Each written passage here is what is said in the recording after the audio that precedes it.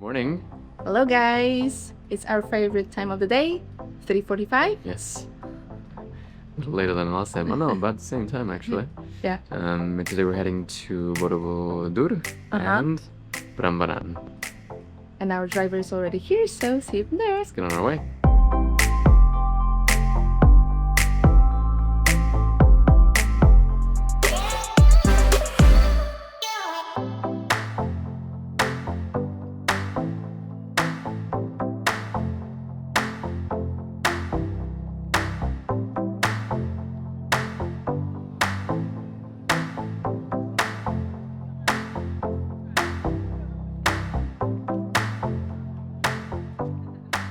Morning. Hi! We are starting this video from Borobudur. Yay! It is about 8, almost 8:30 in the morning. We had a beautiful sunrise that we'll also show you near, I think it was Badr Hill, and that was quite the impressive sight to see the sun coming over and it hovering over Borobudur Temple. And now we're going to spend the morning exploring some of what Borobudur has to offer. Yeah, and we got the very last minute tickets and we will climb to the top with a huge group of 150 people waiting with us in the waiting area. So we still have not seen the temple, but the sun is out, so we're hoping to have really nice views from below and above and the top of the temple. So see you from there. Yeah, we'll see you there. There's no messing around in here. These are the quota of people that can enter, and I think that we'll be escorted. We are group number 5 and we are to stick together at all times. And this is the entrance. Trespassing the temple grounds. There it is. It is giant. I'm very happy to be here. The top one here, we call it Arupa Dhatu. Arupa Dhatu symbolize heaven or nirvana. In the nirvana, no carving, no stories, but only stupa. On the first level we have 32, second one 24, third one 16. All together become 72.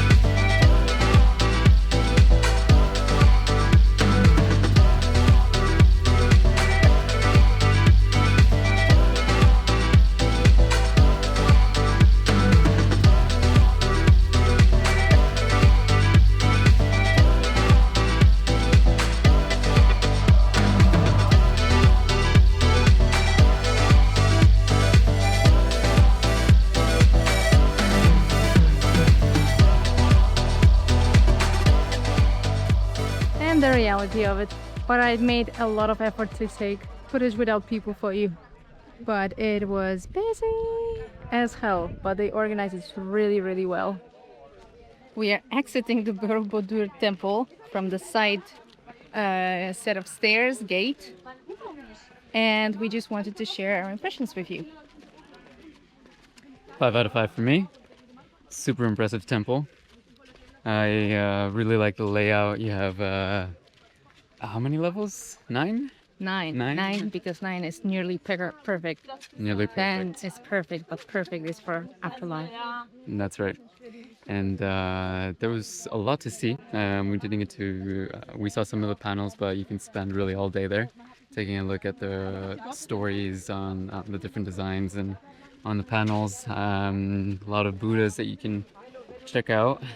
Each level has a different meaning. So at the very beginning, some of the Buddhists have longer ears because they're more attentive and listening, so that they can learn. And as they go up, they change into willingness of accepting Buddhism and then reaching nirvana, I think. But definitely check it out. I would definitely come back to see this. Yes. And also pretty well organized. We are impressed by how well they manage the crowds. So we are not stepping on each other. Yeah. Our group is maybe, what, 20, 30 people? So, yeah. So imagine there are like 10 or 12 groups like this at a time per hour here. And we kind of managed to see different levels and have a little bit of the temple for ourselves. Actually, it's not really a temple. What is it? It is a university. Basically, like many religions, to have a temple, you need a wall, you have like an empty space, a room inside. And here you do not have it. It's just terraces on a hill. This is what actually it means. Borobudur means temple on a hill. And it was meant as a university. So you would come here and study level by level. And this is how you will come from bottom to the top to the perfection. And being Buddhist, or maybe being Buddhist monk, it's pretty interesting, and actually makes me think something European may not know about it, about Biblia Pauperum, which was a concept in Middle Ages of drawing scenes from Bible, so the poor can also learn something about their religion. Pretty impressive, I think. It's the first time I'll say it, but it's like 6 out of 5.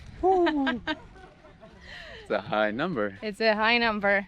It's as impressive as it can potentially get. Yeah. And the experience of being there is actually amazing. So, this is it from here. Check it out. So you can see they are made of the lava stone. That's why in the temple it's so warm. Not only you get heated by the sun from the top, but also the lava stone absorbs the heat and gives it back. Beautiful black color.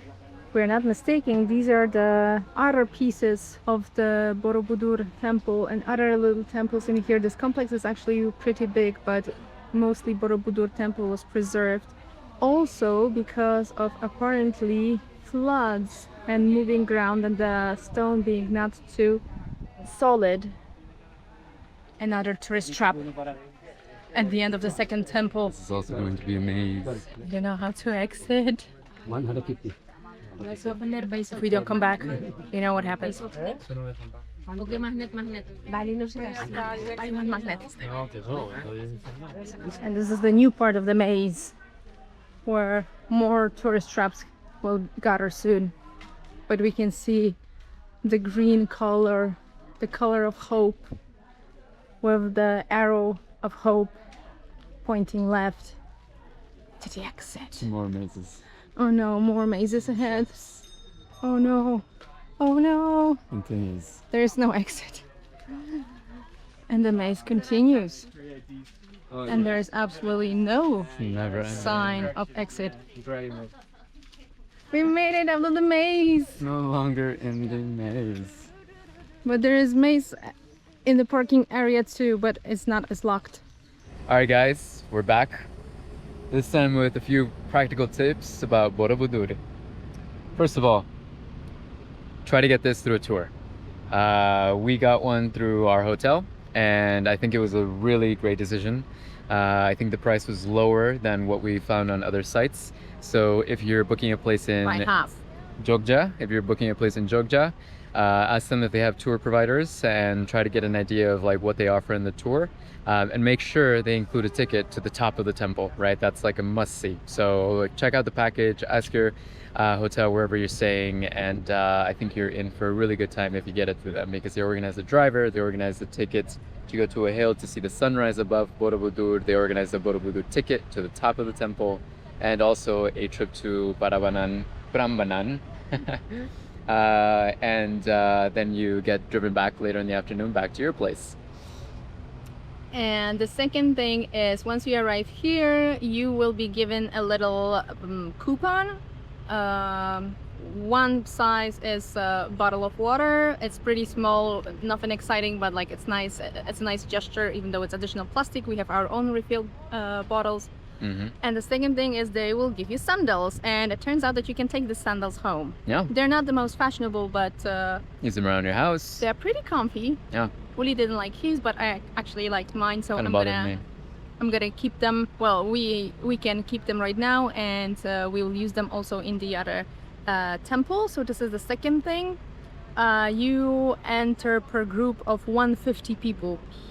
Yeah. There are several guides guiding the crowd to the top, and it's really well organized. So every single hour there is like one group, one batch of 150 people going up. There's no walking around the temple like you can see on Instagram and so on. Maybe it was possible in the past. Now you just follow the guide and stick together with the group. You will visit the temple from outside, just like from one side. Then you will see a little bit of one of the terraces, maybe two, and then you climb to the top where you have a little bit of free time. You can walk around the domes where the Buddhas are sitting. So total you spend 1 hour on the temple, when the temple is absolutely huge. So you, I think, need a day or several days to actually visit all the terraces. So my big dream was to walk all the terraces. That was my big dream. But the visit was amazing, and even though we saw only a few panels and few terraces, it was absolutely worth it. Absolutely worth it. Really, you must come here. Yeah. Other things to keep in mind, you're going to find a maze of shops at the end, so just make sure to, if you want to stick around and buy a few things, there's plenty to buy. Other than that, just keep walking, find the exit, and make it back to your car. I think the sunrise tours will bring you here early, so that shouldn't be a problem. I think that it's better coming here, around the 8:39 when it opens. Today's a really warm day. I think you get really good lighting in the morning. It's not as crowded, but later on in the day it gets pretty crowded, so come early. And actually, the sunrise tours take you to different hills. Yeah. So we will double check what is the name of our hill, if you remember that. But I think this is like a less popular hill, so it was not too crowded, and also it was very close to the temple. So thanks to this, we were in the first batch of people that entered the temple. Yeah. Really, really nice, because, well, it was still super crowded, but we had some footage for our temple for ourselves as well. I know that from the other hill is closer to Yogyakarta, so the drive here after seeing the sunrise takes longer.